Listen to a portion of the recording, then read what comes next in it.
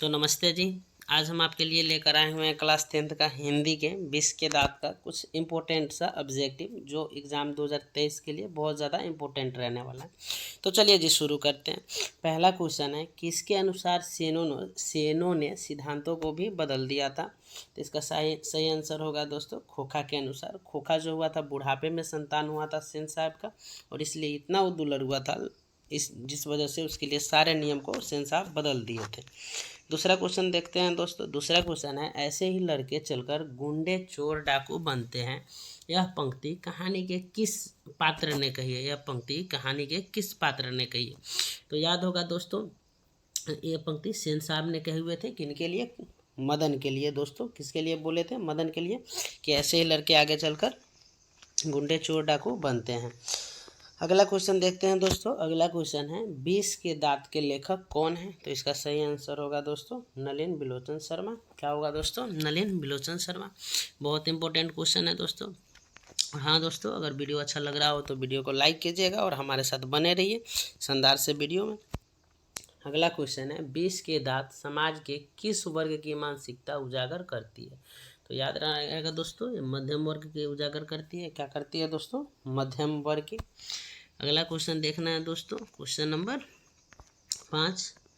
20 की दांत कैसी कहानी है। तो याद रखना है मनोवैज्ञानिक है, इंसान के इंसानियत के बारे में बताती है। अगला क्वेश्चन है दोस्तों, 20 की दांत कहानी किस वर्ग के अनेक अंतर्विरोधियों को उजागर करती है। जो एक कहानी है दोस्तों, किस वर्ग के बारे में बताया गया है। तो याद रहेगा किस वर्ग के लिए? मध्यम वर्ग के निम्न वर्ग से किस तरीके का बर्ताव है उसके बारे में दोस्तों बताया गया है। अगला क्वेश्चन है, नलिन बिलोचन शर्मा जन्मता कौन सी भाषा भाषी थे, यानी कि कहाँ किस भाषा में जन्म लिए थे। कौन? नलिन बिलोचन शर्मा साहब। तो याद रहेगा दोस्तों भोजपुरी में, क्योंकि उनका जन्म पटना बिहार में हुआ था, जिस वजह से उनका जो जन्मजात भाषा हो जाएगा कौन हो जाएगा? भोजपुरी हो जाएगा दोस्तों। अगला क्वेश्चन देखते हैं, नलिन बिलोचन शर्मा का जन्म कहाँ हुआ था। तो अभी इससे पहले मैंने बताया दोस्तों कि नलिन बिलोचन शर्मा साहब का जन्म कहाँ हुआ था? पटना में हुआ था। अगला क्वेश्चन देखते हैं, नलिन बिलोचन शर्मा का जन्म कब हुआ। नलिन बिलोचन शर्मा का जन्म कब हुआ। तो ऑप्शन ये रहा आपको दोस्तों, और आपको भी साथ साथ में बताते जाना है दोस्तों। तो इसका सही आंसर हो जाएगा डी। क्या हो जाएगा दोस्तों? 1916। इनका जन्म कब हुआ था? 1916 ईस्वी में। कहाँ हुआ था दोस्तों? पटना में हुआ था। अगला क्वेश्चन है, नलिन बिलोचन शर्मा जी का माता का क्या नाम था। नलिन बिलोचन शर्मा जी के माता का क्या नाम था। तो याद रखना है दोस्तों रत्नावती शर्मा था। उनके माता का नाम क्या था? रत्नावती शर्मा था। अगला क्वेश्चन देखते हैं हम लोग, लेखक ने एमए किस विश्वविद्यालय से किया। लेखक ने एमए किस विद्यालय से किया। तो याद रखना है दोस्तों पटना विश्वविद्यालय से। क्या हो जाएगा दोस्तों? पटना विश्वविद्यालय से हो जाएगा। अगला क्वेश्चन देखते हैं, नलिन बिलोचन शर्मा जी की मृत्यु कब हुई। नलिन बिलोचन शर्मा जी की मृत्यु याद रखना है दोस्तों 1961 में हुई। कब हुई दोस्तों? 1961 में हुई। अगला क्वेश्चन देखते हैं, आलोचनाओं में से किस शैली को अपनाते थे। आलोचनाओं में वे किस शैली को अपनाते। तो याद रखना है दोस्तों इसका जो सही आंसर होगा वो हो जाएगा आधुनिक शैली हो। किसको दोस्तों? आधुनिक शैली। इसका सही आंसर क्या हो जाएगा? ऑप्शन नंबर बी, आधुनिक शैली। अगला क्वेश्चन देखते हैं दोस्तों, आलोचकों के अनुसार प्रयोगवाद का वास्तविक प्रारंभ किन की कविताओं से होता है। जो आलोचक लोग हैं उनके अनुसार प्रयोगवाद का वास्तविक प्रारंभ किन की कविताओं से हुआ है। तो याद रखना है दोस्तों इसका सही आंसर क्या होगा? नलिन बिलोचन शर्मा। और साथ साथ में आप लोग को बोलते रहना है दोस्तों, ताकि आप लोग का अभ्यास होता रहे और याद होता रहे। और हमारे साथ बने रहिए। वीडियो अच्छा लग रहा हो तो लाइक कीजिए। नलिन बिलोचन शर्मा के पिता का नाम क्या था। नलिन बिलोचन शर्मा का पिता का नाम, और देखिएगा दोस्तों शर्मा दे के मत मारिएगा, क्योंकि इसमें सभी लोग शर्मा जी ही हैं। तो यहाँ पे हो जाएगा रामावतार शर्मा। क्या हो जाएगा दोस्तों? रामावतार शर्मा जी। अगला क्वेश्चन है, 20 के दांत कहानी किस वर्ग के अंतर्विरोधियों को उजागर करती है। 20 के दांत कहानी किस वर्ग के अंतर्विरोधियों को उजागर करती है। तो आपको पता है पहले ही, मध्यम वर्ग। कौन सा दोस्तों? मध्यम वर्ग। इसका सही आंसर हो जाएगा सी, मध्यम वर्ग के। अगला क्वेश्चन देखते हैं दोस्तों, सेन साहब की मोटर कार थी। तो आपको पता होगा सेन साहब की मोटर कार कैसी थी दोस्तों। सेन साहब की मोटर कार क्या थी? स्ट्रीमल इंड थी। क्या थी? स्ट्रीमल इंड थी। आगे देखते हैं दोस्तों, जो काले रंग की थी। अगला क्वेश्चन देखते हैं, अगला क्वेश्चन है सेन साहब की नई मोटर कार किस रंग की थी। तो आपको पता है सेन साहब की जो मोटर कार थी वो किस कलर की थी दोस्तों, ये हो जाएगा काली कलर की। कैसी कलर की दोस्तों, काली कलर की। तो चलिए दोस्तों आगे देखते हैं सेन साहब की कितनी बेटियां थी। तो आपको पता है कि सेन साहब की 5 बेटियां थी, यानी खोखा के पास 5 बहनें थी। नेक्स्ट क्वेश्चन देखते हैं दोस्तों, किससे मोटर की चमक दमक को कोई खतरा नहीं था। यानी सेन साहब का जो गाड़ी था उससे किससे उसको खतरा नहीं था। तो याद रखना है दोस्तों, पुत्रियों से, सेन साहब के जो पुत्री लोग थे उनसे मोटर कार को कोई भी खतरा नहीं था। असली खतरा किससे था दोस्तों, खोखा से था। सेन साहब के पुत्रियों में से एक थी, यानी कि जो 5 पुत्रियां थी उसमें से जो 5 में से कौन थी। तो याद रखना दोस्तों, आरती नाम की उनकी एक बेटी थी, ये बाकी नाम उनकी बेटियों का नहीं है। नेक्स्ट क्वेश्चन हम लोग देखते हैं, सेन साहब खोखा को क्या बनाना चाहते थे। तो याद होगा दोस्तों, जब अगर पाठ पढ़े हैं आप लोग तो सेन साहब जो थे खोखा को इंजीनियर बनाना चाहते थे। वे चाहते थे कि उनका बेटा क्या बने, इंजीनियर बने।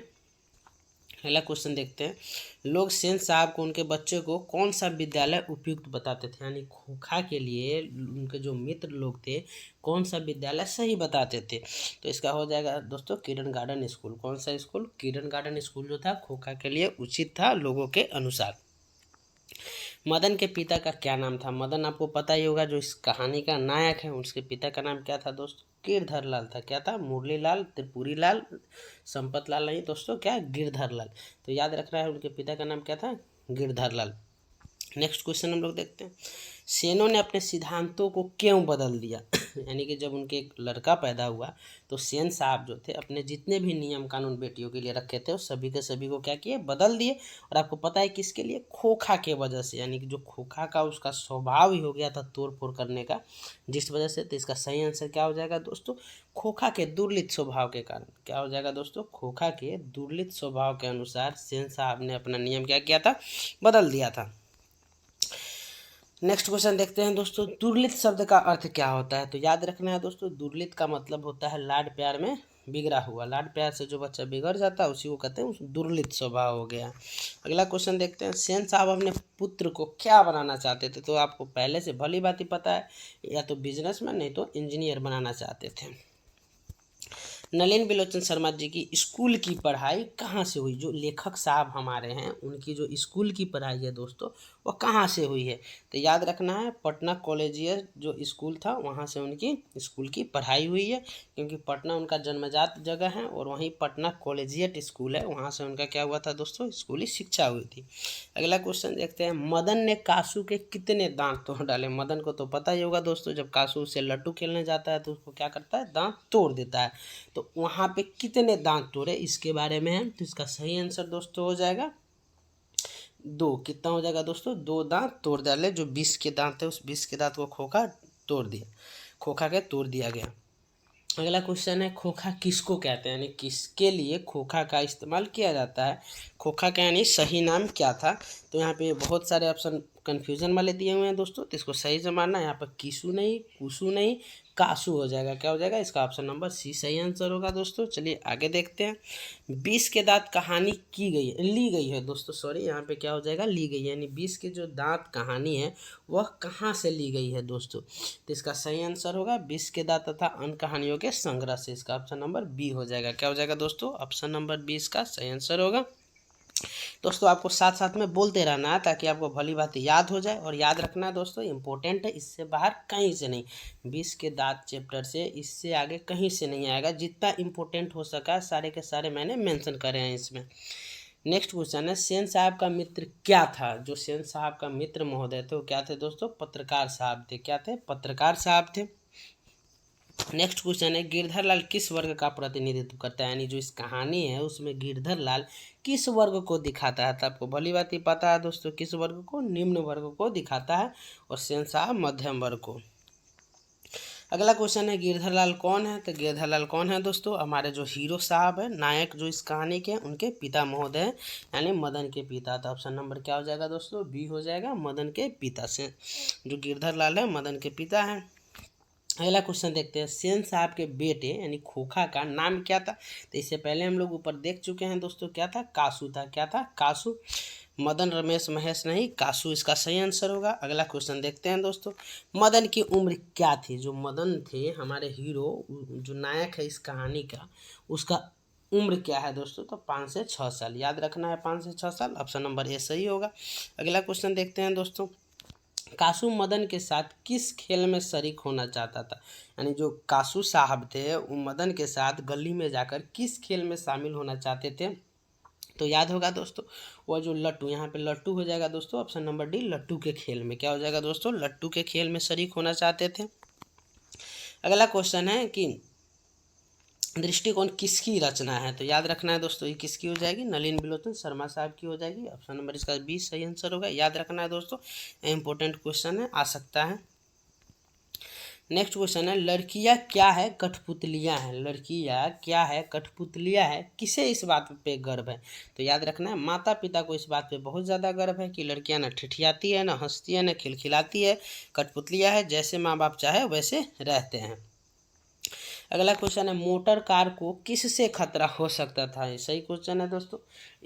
मोटर कार जो नया सेंस आपका था उसको किससे खतरा था? तो आपको पता ही है, खोखा से था। कि खोखा हमेशा इंजीनियर तो बनना ही चाहता था, तोड़ फोड़ करते रहता था। नेक्स्ट क्वेश्चन है दोस्तों, सेन साहब ने किसे खूब फटकार लगाई? सेन साहब जो थे किसको खूब फटकारा था? याद रखना है, गिरधर लाल को, क्योंकि वहाँ पे मदन जो था वहाँ पे आकर कुछ बहसबाजी कर रहा था, जिस वजह से गिरधर लाल को खूब फटकार सुननी पड़ी थी। नेक्स्ट क्वेश्चन है दोस्तों, कौवे के जमात में शामिल होने के लिए कौन ललक गया? यानी जो मतलब यहाँ पे मदन लोगों को कौवा बताया गया है, तो कौवे के जमात में शामिल होने के लिए कौन ललक पड़ा दोस्तों? हंस। क्या हो जाएगा इसका? ऑप्शन नंबर बी हो जाएगा, कि कौवे के जमात में शामिल होने के लिए हंस ललक पड़ा। तो नेक्स्ट क्वेश्चन देखते हैं दोस्तों हम लोग। अगला क्वेश्चन है, मदन अक्सर किसके हाथों से पीटता था? तो मदन अक्सर हमेशा किसके हाथों से पीटता था? पिता के हाथों से पीटता था। यानी गिरधरलाल हमेशा उसको मारा करता था अगर कोई मदन गलती किया करता था तो। चलिए दोस्तों, नेक्स्ट क्वेश्चन देखते हैं, खोखा को ट्रेनिंग देने के लिए घर कौन आता था? यानी उसको इंजीनियरिंग का ट्रेनिंग अगर चाहिए था तो उसके सिखाने के लिए हमेशा बढ़ई आया करता था। ऑप्शन नंबर डी हो जाएगा दोस्तों। आपको साथ में बोलते रहना है दोस्तों, ताकि आपका भी रिविजन होता रहे और याद होता रहे। बोलने से और सुनने से ज़्यादा याद होता है दोस्तों। चलिए आगे देखते हैं, सेन दंपति को खोखा क्या बनाना चाहते थे? सेन दंपति को खोखा क्या बनाना चाहते थे? गलत हो गया थोड़ा सा यहाँ पे दोस्तों, हो जाएगा सेन दंपति खोखा को क्या बनाना चाहते थे। सॉरी, इसके लिए क्या हो जाएगा? सेन दंपति खोखा को क्या बनाना चाहते थे? तो याद रखना है दोस्तों, इंजीनियर बनाना चाहते थे। क्या बनाना चाहते थे? सेन दंपति खोखा को इंजीनियर बनाना चाहते थे। ऑप्शन नंबर बी सही होगा। चलिए नेक्स्ट क्वेश्चन देखते हैं, सेन साहब की कार को किससे खतरा था? तो आपको पता है कि सेन साहब के कार को किससे खतरा था दोस्तों? खोखा से था। किससे था? खोखा से खतरा था। नेक्स्ट क्वेश्चन देखते हैं, मदन किससे उलझ रहा था? तो बस इसका सही आंसर हो जाएगा, मदन किससे उलझ रहा था दोस्तों? सूफर से उलझ रहा था, जिस वजह से ये सारा बवाल हुआ। नेक्स्ट क्वेश्चन है, मदन के पिता का क्या नाम था? तो मदन जो थे उनके पिता का नाम क्या था दोस्तों? गिरधर लाल था। क्या था? मदन के पिता का नाम गिरधर लाल था। यहाँ पे सॉरी दोस्तों, ये गिरधारी लाल है, गिरधर लाल बी नंबर ऑप्शन है। तो इसका सही आंसर क्या हो जाएगा दोस्तों? ऑप्शन नंबर इसका क्या हो जाएगा? बी होगा, गिरधर लाल। देखिएगा कन्फ्यूजन के लिए थोड़ा थोड़ा मिस्टेक किया हुआ है यहाँ पे, फंसाने के लिए। तो फंसना नहीं है दोस्तों, गिरधारी डी में गिरधारी है और बी में गिरधर लाल है। तो ऑप्शन नंबर बी होगा। क्या हो जाएगा दोस्तों? ऑप्शन नंबर बी, गिरधर लाल। नेक्स्ट क्वेश्चन, 20 के दांत शीर्षक कहानी के कहानीकार कौन है? यानी जो 20 के दांत शीर्षक है, जो पाठ है, उसके लेखक कौन है? तो आपको पता है, इसका सही आंसर क्या हो जाएगा दोस्तों? डी हो जाएगा, नलिन बिलोचन शर्मा। क्या हो जाएगा दोस्तों? नलिन बिलोचन शर्मा। नेक्स्ट क्वेश्चन देखते हैं, गिरधर लाल कौन है? तो जो गिरधर लाल है कौन है दोस्तों? मदन के पिता है। कौन है दोस्तों? मदन का पिता है। नेक्स्ट क्वेश्चन देखते हैं, नलिन बिलोचन शर्मा का जन्म कब हुआ था? तो आपको पहले ही पढ़ चुके हैं दोस्तों, ऊपर इससे पहले आया हुआ था।